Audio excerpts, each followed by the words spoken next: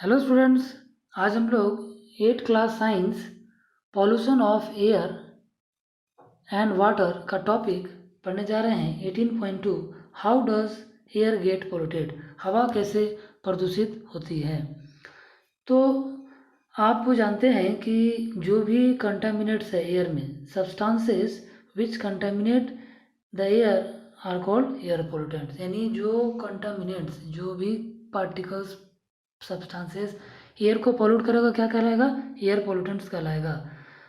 अब ये जो एयर पोल्यूटेंट्स है वो दो तरीके से बनते हैं, एक तो नेचुरली और एक ह्यूमन एक्टिविटी की वजह से। नेचुरली जो है वो क्या होता है? स्मोक होता है, धुआं जिसको कहते हैं, और डस्ट होता है। तो ये धुआं जो है वो कैसे बनेगा? तो जब जंगल में आग लगेंगे, हाँ, तो वहाँ से निकलेंगे धुआं, उसके वजह से हो सकता है। और डस्ट कहाँ से बनेंगे? तो जो वॉल्केनिक इरप्शन होगा, यानी लावा जब फटेगा तो उससे बहुत सारे धुआं, डस्ट निकल सकते हैं। तो ये तो हो गया नेचुरल कारण जिसके की वजह से एयर पोल्यूशन होता है। और कुछ होते हैं ह्यूमन एक्टिविटीज़। तो ह्यूमन एक्टिविटी में क्या है? तो हम लोग अपने सुविधा के लिए बहुत सारी चीज़ों का उत्पादन करने के लिए फैक्ट्री लगाए हैं। उस फैक्ट्री से निकलता है बहुत सारा जहरीला धुआं। बिजली बनाने के लिए पावर प्लांट्स लगाए गए हैं जहाँ पर बहुत सारे कोयले को जला करके बिजली बनाया जाता है। इसके अलावा अपनी सुविधा को पूरा करने के लिए बहुत सारे गाड़ियों का इस्तेमाल करने लगे, जिससे गाड़ियों में जो पेट्रोल डीजल इस्तेमाल होता है उससे धुआं निकलता है, वो भी एयर पोल्यूशन का कारण है। इसके अलावा खाना पकाने के लिए जो लकड़ी जलाया जाता है या गोईठा जलाया जाता है जो गाय का गोबर से बनता है, तो वो भी एक एयर पोल्यूशन का कारण हो सकता है। यहाँ पर 18.2 में एक सर्वे करना है आपको, उसमें पता लगाना है। आप आए दिन पढ़ते होंगे न्यूज़पेपर में कि बहुत सारे बच्चों को सांस से संबंधित बीमारियाँ हो रही है, दिन प्रतिदिन हो रही है। तो आप पता लगाइए अपने आसपास के मोहल्लों में, आसपास के फ्रेंड से मिल करके कि ये जो प्रॉब्लम है वो कैसे हो रहा है और कौन कौन सा प्रॉब्लम हो रहा है। तो आप देखेंगे कि बहुत सारा जो रेस्पिरेटरी प्रॉब्लम है वो एयर पोल्यूशन की वजह से हो रहा है। और ये एयर पोल्यूशन जो है वो कैसे हो रहा है? तो आप देखते होंगे कि आपके सिटी में, शहर में बहुत सारे जो गाड़ियां हैं वो दिन प्रतिदिन बढ़ते जा रहे हैं। अपनी सुविधाओं के लिए सब अपनी गाड़ियां खरीद रहे हैं और चला रहे हैं। अब जो ये व्हीकल्स है, यानी जो गाड़ियां हैं, वो बहुत ज़्यादा प्रदूषण करता है। कैसे करता है? क्योंकि ये जो है ना, जो उसमें धुआं निकलता है उसमें होता है carbon monoxide, carbon dioxide, nitrogen oxide होता है और धुआं होता है। और जो ये कैसे बनता है ये धुआं, ये पॉल्यूशन? तो ये बनता है पेट्रोल और डीजल के जलने से। क्योंकि जो गाड़ियों में जो इंजन लगे होते हैं उसमें पेट्रोल और डीजल का इस्तेमाल होता है, और वो जो है पूरा नहीं जलता, इनकम्प्लीट जलता है, जिसके वजह से ये सारे धुआं और कार्बन पार्टिकल्स बनते हैं।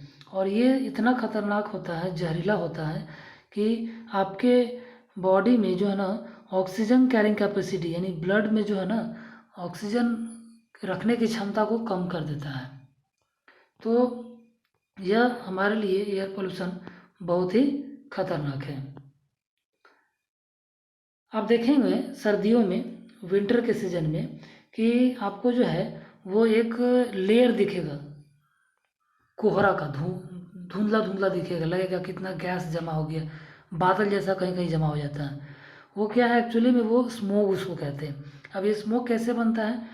स्मोक बनता है, स्मोक यानी धुआं, और जो फॉग होते हैं, जो मॉइस्चर के कण होते हैं सर्दियों में दिखते हैं, उसको दोनों को मिल करके बनते हैं।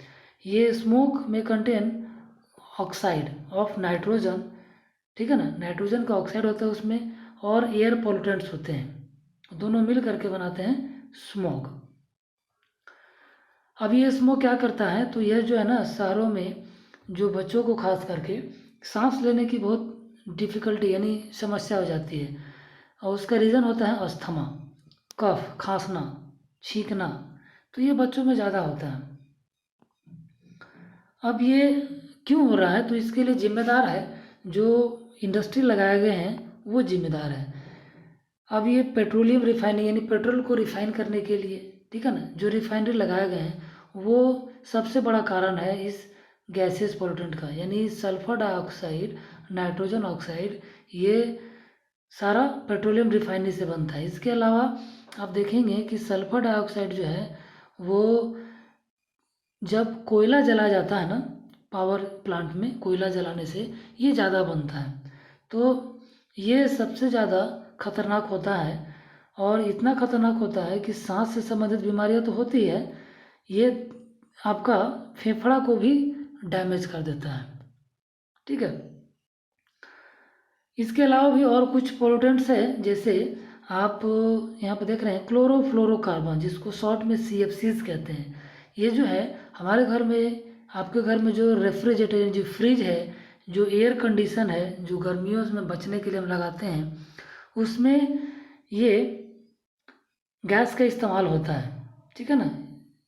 और एरोसेल स्प्रे, आप स्प्रे जो यूज़ करते हैं, जैसे आप पार्टी वगैरह में देखिएगा स्नो स्प्रे है, परफ्यूम है, फॉग, ये जो आप देखते होंगे डीओ वगैरह, वो सब में भी ये CFC गैस का इस्तेमाल होता है।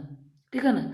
तो ये एटमॉस्फेयर का क्या करता है कि जो ओजोन लेयर है, ओजोन लेयर एक है जो हम लोगों को अल्ट्रा वायलेट रेज, यानी सन में बहुत सारे ऐसे हानिकारक किरणें हैं जो धरती पर अगर आ जाए तो हम लोग धीरे धीरे ख़त्म हो जाएंगे, हमारे बॉडी में कैंसर जैसी बीमारियां होने लगेंगी। तो उससे अल्ट्रा वायलेट रेज से प्रोटेक्शन करता है ये ओजोन लेयर। और ये ओजोन लेयर को तोड़ता कौन है, तो ये CFC गैस खराब करता है। ये भी एक पॉल्यूटेंट है। ठीक है। तो आज जो है हम लोग इतना ही रखेंगे और अगले क्लास में हम लोग पढ़ेंगे topic 18.3, case study the Taj Mahal. ठीक है। आज के लिए इतना ही, धन्यवाद।